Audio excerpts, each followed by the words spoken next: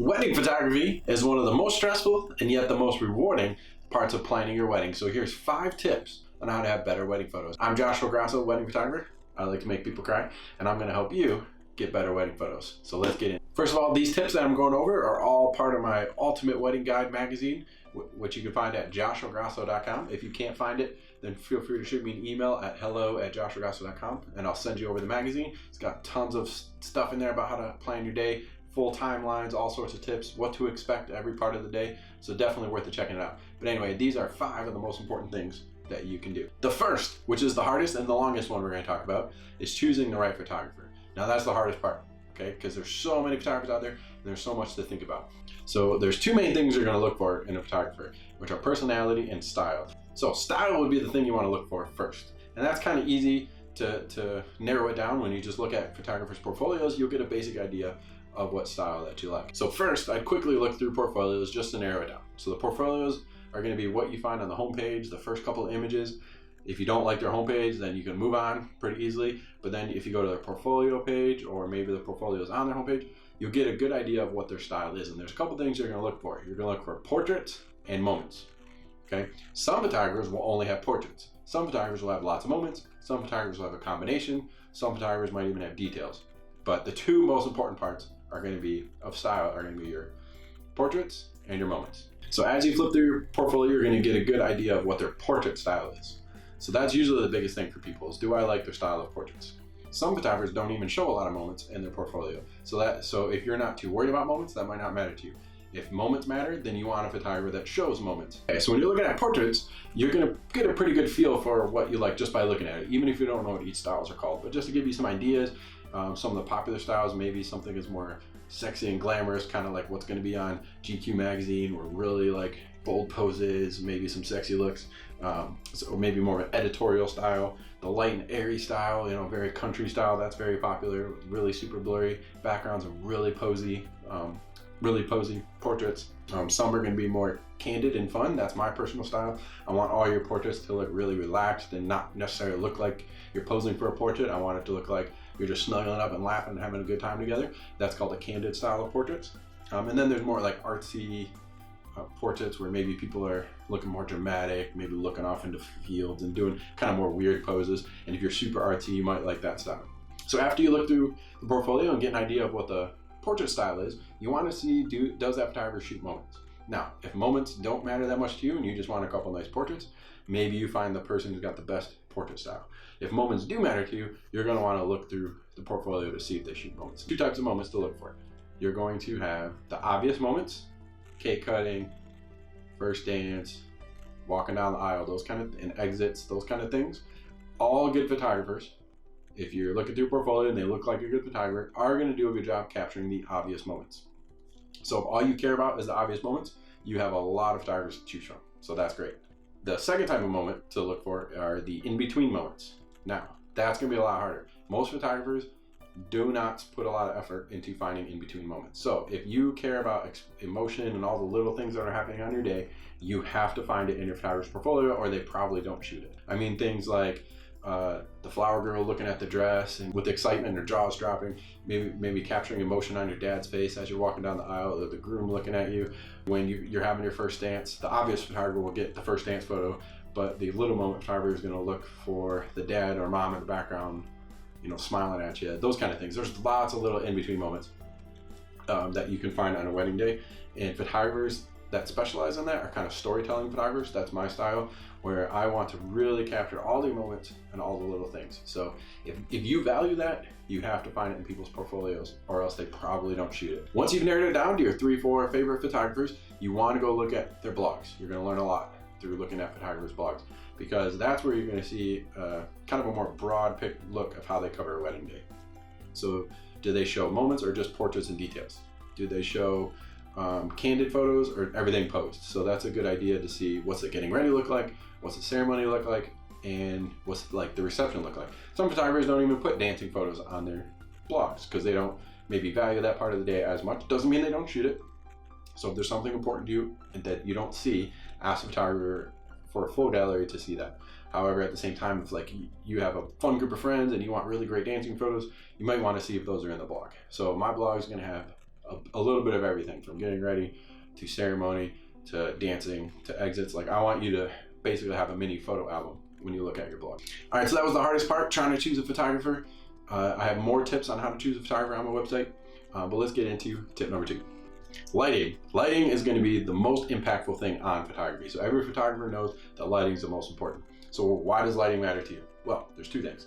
One, do you need a lighting competent photographer on your wedding day? And what I mean by that is, if you are going to be in a November or December wedding where your ceremony is outside at night, you want a photographer that can use flash. Otherwise, you're gonna have dark photos. So if you are in a springtime wedding and everything's bright and you're in a nice naturally lit venue, then it doesn't really matter if a photographer is good at light.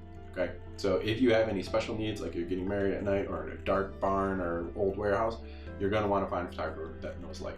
The second part of lighting is how you can use lighting to make your wedding photos so much better.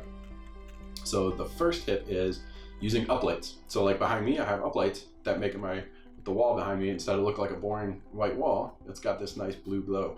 DJs offer uplights, and in photos especially, it can give your reception space great ambiance. Like, nothing looks better in a photograph than just a little pops of color behind you. So even if you were getting married in a high school gym, I promise you, if you covered it in uplights, it would, in photos, that high school gym will look badass. The other tip is to hang Christmas lights. So I've had backyard weddings. I get a lot of couples that have really small, intimate weddings and things because they just value moments. It's all that really matters to them. So they'll get married in the backyard. I've had a lot of backyard weddings. And I'll tell them, all you have to do is hang some Christmas lights from, around your trees, hang them over the dance floor, and all the photos will look awesome. So just real simple way. You can get married in a gym or a backyard and it can look awesome just by hanging some lights. The third tip is engagement sessions. Now, some of you are going, oh God, I don't want engagement sessions. I hate getting my picture taken. The wedding's bad enough, okay? So that's actually the best reason to have an engagement session. Engagement sessions are 2 things. It's a fun date night where you get great pictures of you and your fiance in normal clothes, having a good time together, and it's practice. So for a lot of couples, that's the most important part. If you or your fiance are afraid of pictures, you want an engagement session. They're gonna be mad at you at first because they hate pictures, but then they go have a good time and they relax and they learn that it's not so bad. They get used to the photographer, and then on your wedding day, easy peasy, piece of cake, getting your photos taken. All right, so if you have any jitters whatsoever, that's why you want an engagement session. So on the wedding day, you're used to the photographer. They feel like your best friend now because you spent, had a date night together, hanging out with the photographer, getting your picture taken and laughing and joking around. I try to make sure all my couples have a good time and feel like they're out on a date. And so all my photos look candid. They don't look like they're posed. People are just laughing, smiling, having fun together. And so by the end of the engagement session, you're used to that style, and on a wedding day, super easy. Tip number 4, first looks. First looks are amazing for making your day so much more stress-free and allowing your photography to go so much smoother. Now, very important tidbit. As a photographer, I will never pressure couples to have a first look. I just tell you the pros and cons. If the tradition of your fiance seeing each other for the first time coming down the aisle is important to you, 100% do not do a first look and make your photographer figure it out, all the logistics. That's my job, is to make what's important to you work, no matter what it is. It's your day. My job is to make it work. However, if all you care about is the absolute best photography experience, and then I would recommend first looks for a couple reasons. First is you get to have all the photos out of the way before the ceremony, so that after the ceremony, when everybody can't wait to go party, you're already done and you can just go party, right? That's usually couples' biggest reasons for choosing the first look, even besides all the photography benefits that you get. They're just so excited to be done with it. The second good thing about having a first look photography-wise is usually the time before the ceremony, it'll be a little bit more relaxed, and you budget a little extra time in the early part of the day, so you have a lot more buffer, a lot less stress. And then if you have a really pretty venue or a bigger venue where you want to get on a golf cart and explore a little bit, you have the time to do that with the first look because you have more time in your portrait. You can slot in more portrait time essentially to relax. And then if you don't use all that portrait time, then you have time that you could just kind of chill and relax while your guests show up and build the anticipation for your wedding. So it allows for more time on portraits if you'd like, and to get them out of the way when you're not stressed. Now, if you're going the more traditional route, first looks can still be good for you. There's 2 types that you can still use. First, you might want to do a first look with your dad as a bride. that's always a sweet moment. It provides an extra picture you wouldn't get, as your dad's super proud and can't wait to see the daughter usually. And so if you have a first look with bride and dad, you end up with a really sweet moment. That's an awesome thing to do.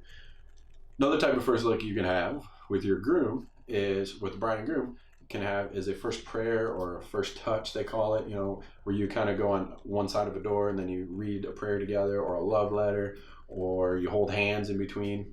And that makes a nice suspense building, kind of really helps you enjoy the moment and appreciate what's about to happen, and it creates great photos. You don't have to see each other, so it's still traditional, but you still get to have a quiet moment to enjoy each other before your ceremony. The fifth tip is to make sure your photographer knows what's important to you. And so you might not even know what's important to you. So you can go to joshrabasso.com and get the Ultimate Wedding Guide, and that'll help you get a good picture of what a wedding day looks like, and you'll be able to see by looking through that, oh, I want to make sure I have this happen, this happen, this happen.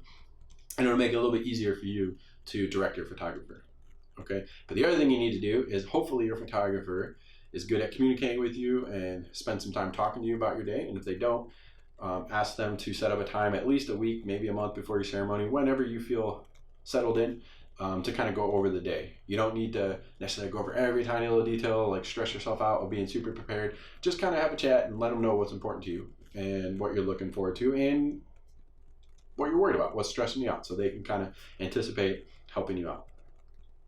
So I always make sure I meet with my clients and we go over the day, and I can help guide them through all their questions and make sure that they're super confident that I'm going to show up and take good care of them. All right, so those are 5 tips that you could take with you to get much better wedding photos. Hopefully one of those will help make the difference in you getting kick-ass wedding photography. If you need more tips, go to joshrabasso.com, find the Ultimate Wedding Guide, or email me at hello@joshrabasso.com and I'll send it to you. Even if you're not booking me, even if you have another photographer, awesome. I love you. I hope you have a great wedding. You can use the guide, share it with all your friends that are getting married. It's wonderful.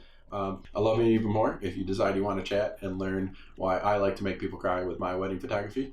But either way, have a fantastic wedding, and let's talk soon.